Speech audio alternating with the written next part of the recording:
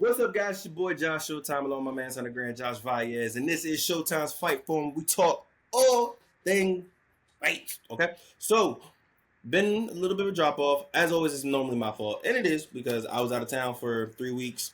Then after that, got caught into life.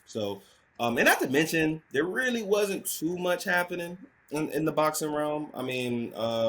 The Eubanks and the how did I just drew a blank just that quick? The Eubanks and the Conor Ben fight. That was a phenomenal fight that happened. We should have did one on that, but once again, it was on me miscommunication. It happens. But let's get into the nitty gritty. To this week, we have a fire week for boxing fans. Okay, when we have a three. I'm gonna call it a three-man card just because it's three dudes who are really headline guys, worldwide guys that everybody know about that are gonna be on one fight card that is literally being built like a UFC card. One thing I can respect about now with boxing is starting to go the UFC route where they're not just putting a Floyd Mayweather and a bunch of nobody cares or a Canelo and a bunch of nobody cares. And guess what? Canelo's fighting this week too. But don't be surprised if those numbers are very competitive. Not saying they're gonna be better. I doubt it because it's still Canelo, but I do 100% believe this fight will be competitive with Canelo as far as numbers go. Just because you have three main attractions, 3 stars. Actually, you could say you have 4 stars if you want to include ROLLY into this card. So let's talk about the fight that I'm gonna be honest with you, nobody really cares about, but it's a big name because it is Canelo, and that is going to be Canelo is going to be defending his belt. And with his mandatory, I believe this is his mandatory at super middle, which is him fighting Will Skull, who nobody really knows a lot about unless you dig deep into the tape. But it's a fight that we all expect him to win by brutal KO. And then we get the fight that most people are really wanting to see, which is the Terrence Crawford and Canelo fight. First things first, man, how do you feel about the fight even being booked? And what's going on with this Canelo, man? I feel like overall it's just one of those things in boxing, right? Sometimes you just got to take what one may call a tune-up fight before that big fight with Crawford. However, in William Skull, he's not too much of a tune-up. He's an undefeated fighter, good Cuban boxer. He has an IBF title. So I'm excited to see a little bit of a back and forth Cuban-Mexican rivalry. That's all good and gravy. But am I crazy about the idea? No, but it is boxing regulations and it is an undefeated fighter. So hats off to both guys for making the fight happen. Who do you want him to fight before Crawford? You can make a list of people, but it is Canelo. He is the cash cow, so he can make the list. Yeah, and I mean, we all know that just because undefeated does not necessarily mean he's good or worth the fight. Obviously, you're saying he has a belt which holds some kind of weight, but at the same time, Rolly Romero had a belt. So, we can also take those things with a grain of salt as well. He's 23-0, 14 KOs. Like you said, the Cuban boxer, which, I mean, we know Cuba has a farm of really talented boxers. Like, they produce really good boxers. So, I mean, one thing I feel like I can already tell just from off the watching the tape is that he is a tough fighter. He's not going to just lay down to Canelo. Canelo is going to have to knock him out. But this is a fight where Canelo should knock him out, right? Yeah, I don't think he has the power to really hold off of Canelo, and I don't think Canelo, in any way, shape, or form, wants to have a bad performance here, even if he gets the W, right? Want to make sure that he has kind of that star power performance, showcase performance, so that leading up to the Crawford fight, we're not having any back and forth of, is this going to be Canelo's best version versus Crawford and blah, blah, blah, all this other stuff. So I think there is going to be somewhat of a chip on Canelo's shoulder to provide some spark, entertainment, and some star power because this fight isn't going to be in Mexico. It's actually going to be in Saudi Arabia. So his first fight with Turkish and their team, I think this is going to be an opportunity for Canelo to show why he's been the cash cow for the last 10 years or so. Just like you said, man. I agree that he's gonna have to put on a really good show, and we have to also remember he has not had a finish. This 7 fights. It's been since Caleb Plant, which was 4 years ago. 4 years ago since he's had his last KO. I mean, that was really at one point Canelo's calling card. It was his power, and we know he still has power because he's dropped his last few opponents. But the killer instinct that we all grew to love and understood and knew about Canelo, it seems to be fading away. When you get down by Canelo, normally that means that your time is short. Now it just means, cool, he did his part. Now he's going to carry you to the 12th round. So this is going to be a good, interesting. This is a fight where I'm super confident in saying he's going to drop him. For sure, he's going to drop him. Now the Yeah. thing is, what is Canelo going to do once he does? Is he going to put it on the gas or is he going to put the brakes on? And I mean, I understand tune up, this, that, and the third, but Terrence ain't even taking a tune up fight. When is Terrence fighting? Exactly. He's fighting Canelo. So I don't want to hear this tune up. I want to get more ring time. Brother, knock this dude out and let's get the fight that I'm so excited for. I need to see this fight. So I'm calling it 6th round KO. Actually, I'm not even going to go 6th round, actually. I'm going to go 4th round KO. Canelo's going to get him out the way within the first 4 rounds. I think he'll fill him out, but then he's going to catch him with a good shot. And I think he's going to end it quick. This is the last time, mind you. I'm going on record. This is my last time. I'm going to say for a little bit that I'm going to say Canelo's going to get a finish. I don't think Canelo will get a finish after this. Maybe I'm not going to say for the rest of his career because he might fight another can. But as long as he's fighting like decent competition, I don't think he'll knock those guys out. So I think this will be his last stock out of his prime career, if you want to say. That's a fair assessment. I think to your point, he may have one more in him towards like maybe a victory lap fight. However, I think that we're discrediting Skull to say 4 rounds. I would say probably where you were originally probably going to go 7 or 8. I will say I don't think it's going to go the distance. I think Canelo doesn't even want to go 10 rounds with him. I think he wants to get his 8 rounds in and then get him out of there when he can. I don't even see Canelo even wanting to be in Saudi Arabia for long. So I can see him be like, hey man, I'm gonna get my check. Let me go ahead and knock this man out and go back home to Mexico. So I agree. But let's talk. Let's move on because I don't, like I said, I'm not too pressed about this. Let's move on to the card that realistically, like I think is, if you want to say, it might not be the best card as far as like just natural talent goes because everybody will still go with the first Saudi Arabia card with literally all the dogs of Shakur, Daniel Dubois, all those guys. That card is just absolutely crazy. But if you want to talk about popularity, you want to talk about name value, this might be the biggest card of the year.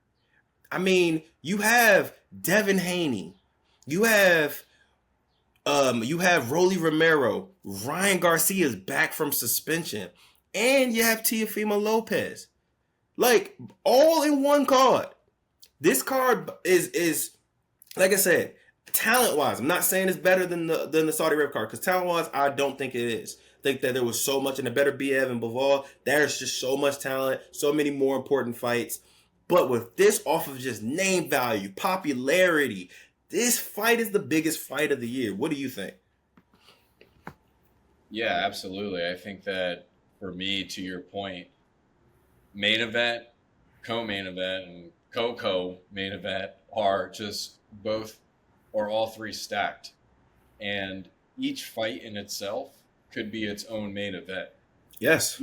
Each fighter themselves could be the A side to their own main event, which is also awesome. Like the B side fighters in this fight, if you want to call it that, Rolly Romero, Barboza, and Jose Ramirez, these guys are B-sides in this fight, but if they were to do their own card, they could easily be the main event A-side in their own fight. So for me, to your point, I think from a talent level and from a popularity level, this is definitely one of the best cards of the year.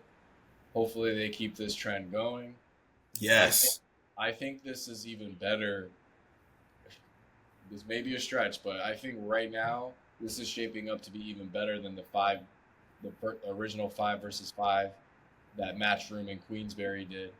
Even though that was a heck of a card itself. No, I'm with you. I think even then, some of those fights were not as good as each 3 of these. Yeah, I mean, I agree with you completely. And here's the thing, like, wow, I got to give them respect, which is you UFC created this model, and this is what makes your bang for your buck and your money worth it. If I'm spending, especially you raising these prices up, we got tariffs, we got all this stuff going on, all the prices being raised. If you're gonna raise my prices when it comes to these pay per views, you're gonna make me pay for the zone and you're gonna make me pay for pay per view, brother, give me multiple fights that I care about. We are boxing fans, so yes, we do care about like we can go the Canelo and Charlo card. That was a very good card for boxing fans. For me and you, I was there for the first fight to the last fight, just because there was really good names, really good talent in those fights. But the casuals do not care about that. You're not throwing a real fight party for just that main event. You're gonna do it for this fight because there's so many cards, and then not only with this, like when you throw a fight party, you know people are gonna show up when Floyd comes out. People are really gonna show up maybe 30 minutes before Floyd get there. When you have a fight party, or you want to go to the bar, you're bringing people early because literally the first fight, Teofimo Lopez, Arnold Barboza, that's the first fight of that trilogy. So you're like, hold on, that's the first fight? I got to get there early. And that's what you want as a promoter. That's what you want as a fight fan. Like, that's what you want. You want people to be invested into a whole card. That's what makes this whole thing. I want to make a night out of it. What makes football so amazing? Brother, we're watching football from 1 o'clock till 10 o'clock. When you love something, you want to be there for a good portion of the time, because outside of that, we ain't got nothing else to do. We chilling. So yes, I want that. So I'm so happy. I'm so excited. This fight card is gonna be crazy. And to me, realistically, the best fight on on this card is probably the first fight of this trilogy, which in my opinion is well, not my opinion, because this actually is the first fight of the trilogy, but I think this is the best fight, which is Teofimo Lopez and Arnold Barboza. I think that's the most interesting fight. I think that's the closest of the 50-50 fight between the three. Barboza very well can win this fight. We have to see which Lopez comes out in this fight as well. So, And it's a title fight. and it's a title fight. Like, this is a big fight. You have undefeated Arnold Barboza, who beat Jake Catterall, and now you're going against a Teofimo Lopez who had an arguable win. You know, a lot of people don't think he won his last fight, but he won. And he's just a box of chocolates, man. You don't know what you're going to get at Teofimo. You might get a star-studded, oh, he is a pound-for-pound great fight, or you'll get he's a bum. Why are we supporting this guy? He's not that good. I don't know what we're going to get, but that's the first fight of that trilogy. So that's the one we're going to talk about first. What do you make of the fight, and how do you feel about the fight? Yeah, I think for me, this is the best fight from a skill to skill standpoint out of the three, right? We'll get to what we think about Garcia and Romero in a moment, Devin Haney as well. But I feel like for this one, this is definitely a star-studded fight in regards to their skill set and what they can bring to the table. Me personally, I think the version of Teofimo that we're going to get is the one that was against Loma, maybe even the better version. I think that You're very optimistic. I'm very optimistic right now about Teofimo Lopez, because this is a great opportunity for him to just, even though he has been doing it, because to your point, whether he hasn't been that great of a win or not, it was a W. I feel like on top of that, he has what I would say probably not the most to prove, but the most options after he wins, if he was to win. I think that Devin wins, Ryan wins, they're fighting each other. We know it. And then from there, we'll see. Teofimo, on the other hand, he wins. Now he has a title. Barboza took his O. He's on a good streak now. He might have a lot of different options. It may be a Richardson Hitchens or unification fight, but Could be Boots. There's a lot of names out there that could draw a lot for Teofimo. So I say all of that to say, to your comment about box of chocolates, I think the one that we're going to pull out is probably the best version of Teofimo that we've seen. It's the first fight of the night. It's probably the biggest one, the most implications for both fighters. I can't imagine Teofimo laying an egg on this type of fight. In regards to Arnold Barboza, like I said before, all three of these guys, Romero, Ramirez, and now Barboza, subtly said they're being brought in to lose, right? This is an opportunity for all three guys, Haney, Garcia, and Lopez, to get their name up, get a credible win, and set themselves up for success. But Barboza is here to crash the party, so I'm excited. I'm expecting the best out of Barboza, but I'm not expecting a weak version or anything of Tiafimo. I think we're about to get one of the best Tiafimos we've seen in a long time, if not ever. Yeah, man. Like I'm with you on your assessment, and I definitely can agree to a lot of what you're saying. I think with the Arnold Barboza fight and the Teofimo Lopez fight, one first of all, before I even get to that, shout out to one Devin Haney and also Teofimo Lopez for not causing a super big issue with not being the main event, not being the last fight, this, that, and the third. Like, I'm so happy that these guys just want to fight. Like, it's not a big deal. It's like, give me my check, make my money. If you want to have me second, cool. Teofimo, I'm very shocked that he agreed to being first, but I'm so happy he did. Like, get less ego, more money making the fights. We don't care. No, I don't care who's the last fight. It could have been swapped. I wouldn't have cared. I'm watching all of them. Realistically, yes, ROLLY and Ryan is the most popular fight, so that should be last. Even though you can argue that you can't argue Ryan's the worst because Ryan beat Devin, but you can argue that ROLLY's definitely the worst of the six, like for sure. And doesn't deserve a main event at all anymore after his debacles he's had his last few fights. But even without that, man, like shout out to them for just being egoless and letting this happen. Now, as far as this fight goes, like if you look at Arnold Barboza, he's not gonna threaten Teofimo Lopez with a knockout.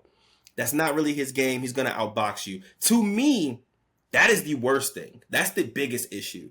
Having somebody that just wants to box, that don't want to knock you out, to me, is a very bad sign for Teofimo Lopez. If you have a guy that could just swing and knock you out and heavy-handed, those are guys that I think Teofimo Lopez thrive off of. I think that's where he has his really great performances. Now, obviously, not Teofimo Lopez, but Lomachenko is obviously not a knockout guy. He's a boxer, and he was able to outbox him. But to me, that's an anomaly of what really feeds Teofimo. Teofimo likes guys who wants to come forward, that wants to throw punches, but also wants to stand in the mix. That way, Teofimo can use his athleticism, because in reality, a lot of people, I've heard this comparison before, but the more I'm watching him, the more I'm understanding it. He's like a poor man's Roy Jones. He's a guy that loves to thrive off his athleticism and let his athleticism work his way into his punches and get his knockouts. Now, I call him a poor man's because, one, he's not as athletic. Two, he doesn't punch nowhere near as hard, and he's not as accurate as a puncher as Roy Jones. So that's why he gets the poor man. But he is still an elite athlete. We can't deny that. Very, very athletic. And he has really good head movement when he wants to. And he has really good counters too. But when it comes to cutting off the cage, I'm sorry, I'm thinking UFC. But when it comes to cutting off the ring, when it comes to really using his feet to set up his shots, to basically counter the boxer who just wants to use his legs, he falls short every single time. And he puts on lackluster performances because he just struggles. His fight IQ, to me, is very low. I don't think he's as smart of a fighter as you would want him to be, as talented he is. And I think that causes him to get in these close fights, or that's just caused him to have fights where you think he lost to, 3 of his fights. So I think this is a bad matchup for him. I think he's going to struggle. I don't think that we're going to see the best version of Teofimo Lopez. And personally, I think he's going to end up losing this fight by a unanimous decision.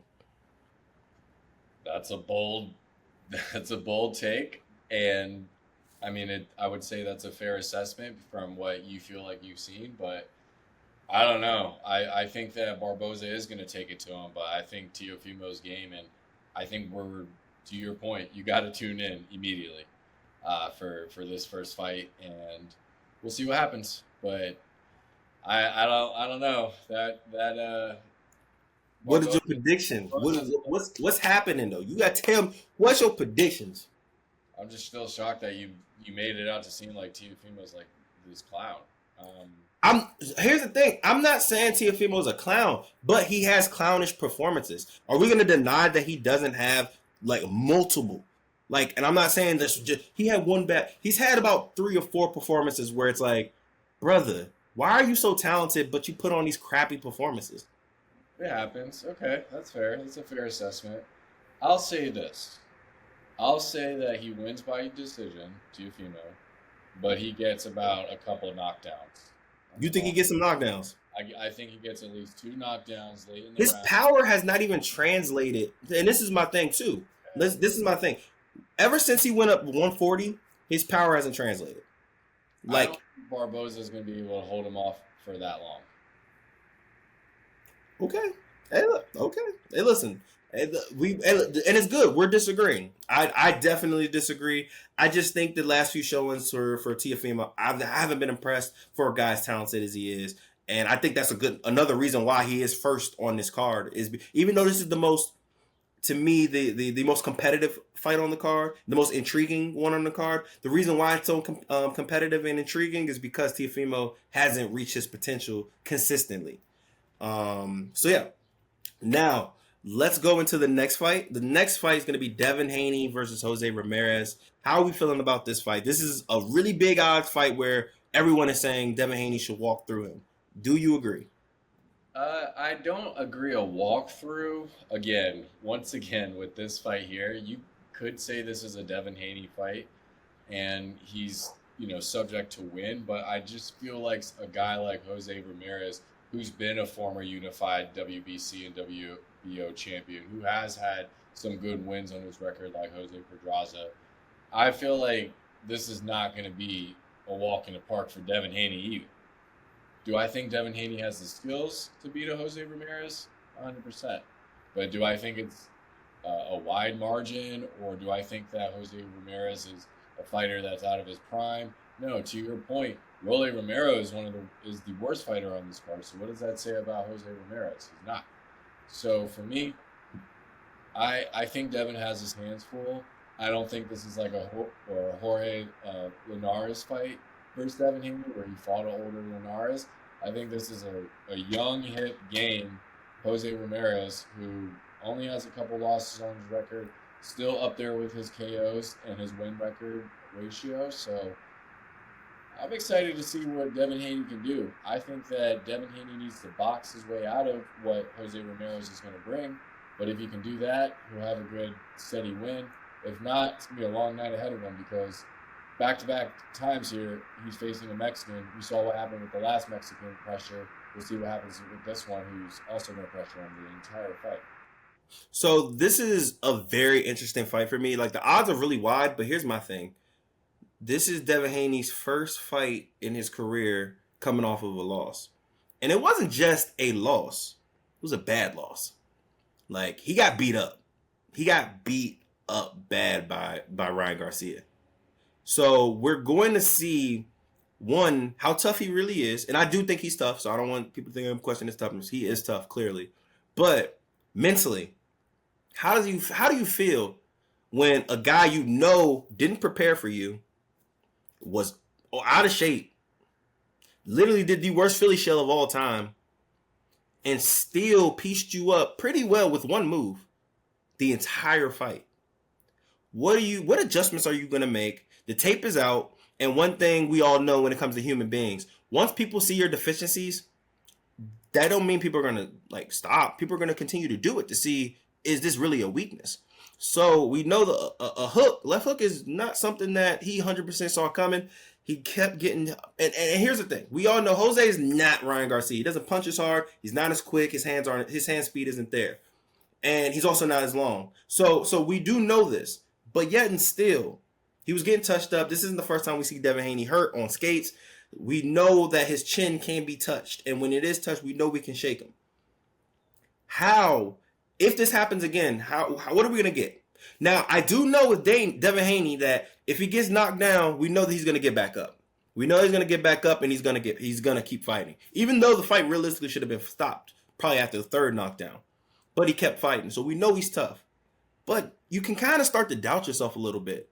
I don't know, man. Like, I just think of it, I always look at it as a wrestler, man. Like, if I get pinned a few times, or, a guy just dominates me, it can get to your psyche. Like, if it can, especially when we got months. Has it been a year now? It's been over a year, I think, since the fight. You So have to continuously think about that. That's your last. That's your last performance. You embarrassed yourself a little bit. There's been a lot of other stuff in your personal life that's been going on as well. Like it's some stuff that really mentally he's gonna have to get over. So this is not an easy fight for him. And this is a guy who, yes, he just lost to Arnold Barboza, who is obviously fighting right before him, who also lost to Josh Taylor. But outside of that, he hasn't lost any other fights. We're talking about really good fighters. We're talking about one undefeated fighter that he lost to, and then Josh Taylor, who is also a really good fighter. So this is a very, very, very, very important fight. It's a big fight. It's going to tell you a lot about Devin Haney and who he is going forward. So I'm excited. I can't wait to see it. Now, if you want to talk about for a skill breakdown, Devin Haney should win this fight. He should win this fight on paper. He's more talented than him. Okay, he is a better boxer than him, but that don't mean you're gonna win. That's not how boxing works. Like it matters. Like punching power matters. Your punch resistance, your confidence, but all that stuff matters. So we will see. Right? If you ask me, how do I see it or how am I gonna call it? I'm gonna say Devin Haney through unanimous decision. But I honestly think this fight will probably be a snooze fest. I think that Ryan Garcia knocked a lot of confidence out of him, and I don't think you're gonna get the super confident Devin Haney that we saw the past few fights. When he was at 140, that confidence that we saw, Devin Haney was his first fight at 140. He broke homie down. And the bigger guy, I was shocked. He was over here just dropping folks. His confidence was literally on 1,000. Ryan Garcia brought his confidence down to a 0. So now I got to see how Devin Haney is going to respond. So I'm going to say unanimous decision. He's going to outbox him, but he's going to be careful this entire fight. yeah, I think that's a fair assessment. I think he's definitely going to show improvement on his defense. He was embarrassed his last fight, as you said. So we'll see what he performs with. But I do agree with you. I think out of all 3 fights, this is going to be the most boring. Oh, for sure. For sure. That's For not. sure. Hey, listen. Boring in the sense of a chess match. So if you're if you're a casual, this may not be the fireworks you may be expecting. But hopefully he changes his tune, right? He may come out firing, right? He may not want to. If we see the same guy that fought Regis Prograis, I will be surprised. And if he does, once again, power to him because that's the one I want to see. I want to see that he got beat up in his last fight, but who cares? It happens. Once again, when you fight the best, and I'm not saying Ryan Garcia is the best, but I'm just saying in general, when you fight the best consistently, you're going to eventually lose. Like, I will always stand by that. Yes, there's some undefeated boxers, but you can honestly check and see if they were fighting the best fighters at the best times. More than likely, the answer is no. So, yeah, I'm cool with L's. Just bounce back and be better. That's what we're here for. Totally agree. Yeah. So, what? So, are you calling unanimous decision as well? Oh yes, I have Devin Haney by unanimous decision for sure. I don't think that Jose Ramirez, can outbox him, and I do think that again, to the casual, you'll see a guy coming forward and Devin Haney just countering him, pivoting, doing all the things that Devin Haney is known for doing. I think for a purist like ourselves, we're going to see a lot of good inside work by Devin Haney. We're going to see the jab. We're going to see his head movement, and really see, I think, what would be a really good performance for him as well. I think it will be boring for casuals, but for us purists, it'll be a good, unanimous decision win. Okay. All right. So now look, we got to talk about the main event, man. And the thing is, like, while I'm most excited for the Barboza versus Lopez fight, because that's the one I have the most questions on, I am most excited as far as what the heck's going to happen for the main event. I'm just not even going to hold you. It's just such a spectacle. It's just such a fun, like, I plan on memes already being created for this. This is going to be a funny fight because you have 2 guys who are clowns. I'm not even, like, Ryan Garcia has real boxing skills. Simple and plain. People want to discredit this man so much, but the last fight proved, and I've been saying this for years, that Ryan Garcia is a real boxer. He's just a nutcase, but he actually can fight. Now, after the last fight, people are saying, oh, he really is actually a good fighter. Yes, he is. He's just a pretty guy. People just don't like the fact that he looks like how he looks, but he can still fight. That's kind of why he honestly perfectly fit under the Golden Boy frame that, now he's trying to get out of. But it literally fits. That's what he is. But he's a pretty boy that actually can fight. And we saw that. Now, he obviously has plenty of flaws. That was exposed versus Tank. And we've seen it also exposed versus Devin Haney, where he's not a technically sound boxer. He went to Jack's camp to be able to fix that. And this is is this his second fight in this camp now? Or is it third? No, third. It's his third. It's his third fight on with Jax now. Because the first one was before Devin Haney. Then we had the Devin Haney fight. Now it's this one. So now we're talking about multiple years in this camp that literally helped mold Errol Spence. Errol Spence can be as mad, beef with him all he wants, but we know that camp helped him out tremendously. That it's a solid camp that's really going to help you on your fundamentals, and that's something that Ryan Garcia does not have. His feet, terrible. Like his defense, non-existent. Like head movement, also non-existent. But yet and still, we know he has elite hand speed. He does have power that translates. He does hit hard, no matter how people want to act like he don't. He does. So now he's fighting Rolly Romero, who I'm just gonna call a tank implant. I'm gonna call him a tank implant. That is what he is. You have industry plants that people talk about where they say the industry created him, this, that, and the third. Tank created Rolly to what he is right now. If it wasn't for the tank fight and bringing him up to the fold to get the notoriety, to get the press, he would not be in this situation. Simple and plain. Like it's just a fact. Tank created this monster, and he slept him, and then now he's been getting whooped ever since. So I mean, I don't know what more like proof that people have to say that Rolly was never good to start. And realistically should have never gotten the Tank fight. But more and more now, more fights we're seeing is just, this guy's just not good. But he brings up good fights because he's so bad, especially defensively.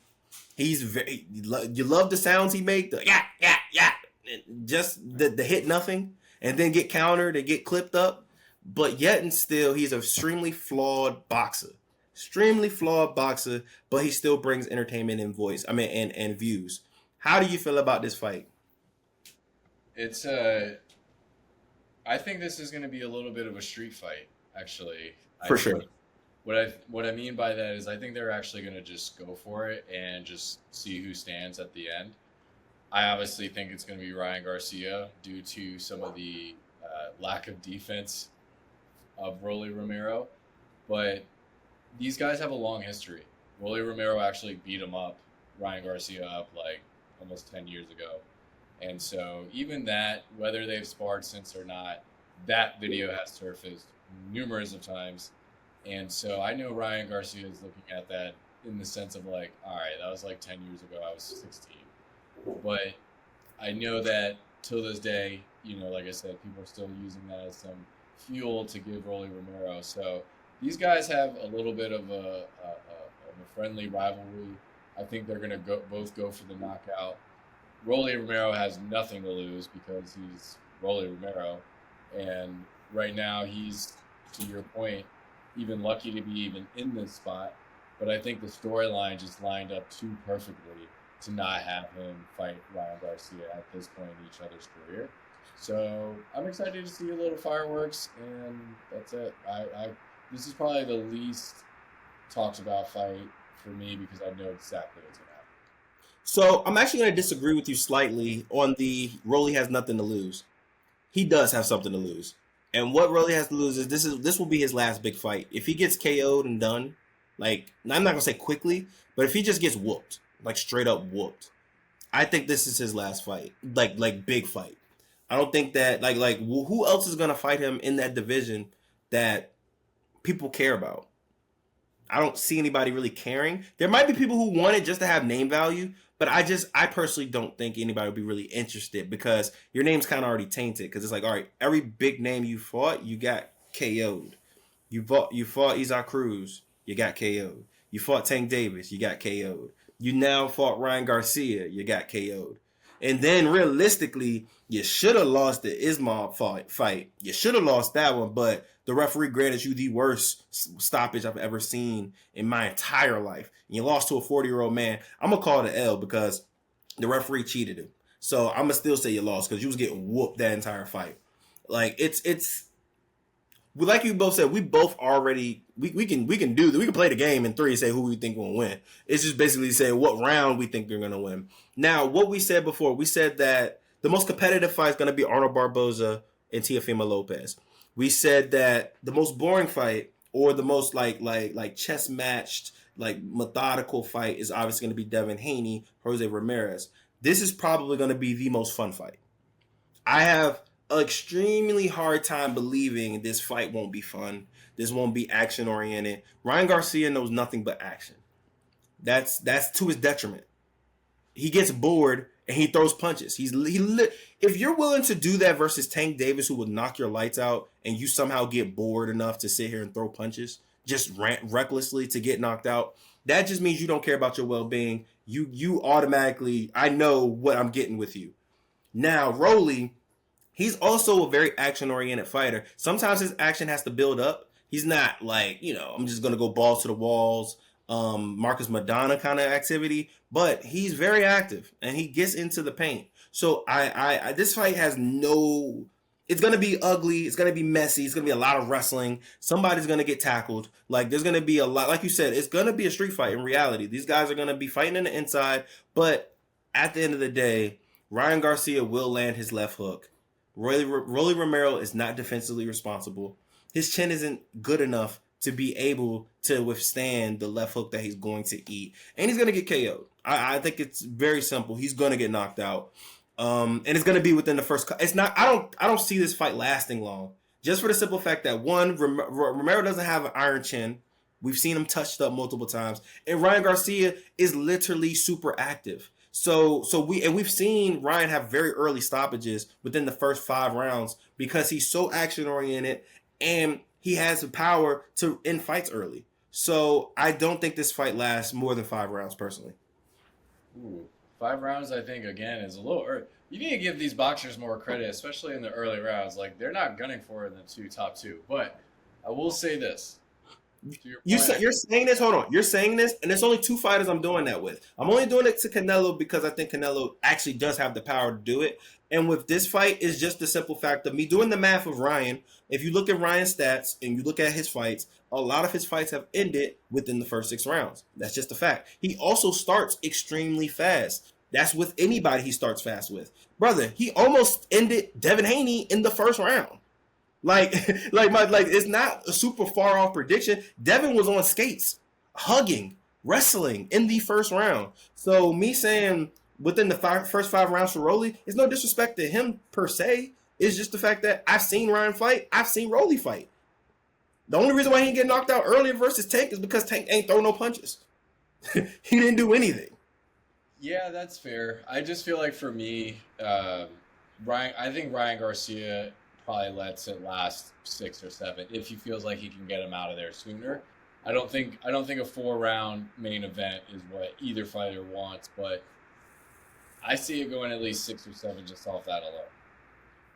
You think that, my thing is we don't even know what shape Ryan Garcia is in. We know how Ryan Garcia operates. He very well could be out of shape right now, which also means I don't see him wanting to stay 7 to 8 rounds. He might get tired. Especially if it is the fight that we think, which is going to be a lot of tussling, a lot of wrestling. Like that's going to wear you down as well. I don't see personally Ryan Garcia caring about how long this fight lasts.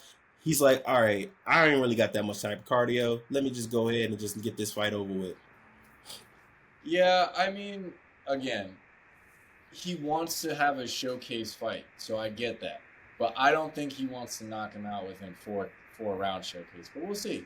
It's going to be a street fight regardless, and I do see a knockout happening. I don't see Rolly trying to go to sleep. I don't see any of that. So we'll see what Ryan does, but I definitely think Ryan's going for the knockout, probably within 6 or 7. We shall see, but we agree on 2 of the 3. We'll see which one. So our producer's going to put it down for our predictions for the year. I still want us, like I said, we're going to see who's been right, who's been wrong. And obviously we're going to still, and the tiebreakers will be if we can get the rounds correct. Now, thank you guys for watching per usual. Josh, you have anything to say before we head out? Nope, except for we're launching our Instagram page soon, so please be on the lookout for that. Yes, sir. Yes, sir. And obviously follow us on Instagram once we do. Follow us on Twitter at Josh's Platform as well. You'll see the our screen name on it below, so please give us a follow as well. And yeah, man, ride with us. We're definitely gonna do some fight reviews as well. We'll talk offline and see who's gonna do what, and we'll just literally commentate through. Join us in it, man. We watch them at home, but we can watch it all together and we can just debate scorecards, how we see the fight developing, and all that good stuff. So we appreciate you guys as always for watching. We're gonna try to post more content, and yeah, we're gonna just keep going from there. Josh, you have anything to say before we log out? Nope, that's it. Thanks for tuning in. Thank you guys for tuning in, man. Y'all make sure y'all stay blessed.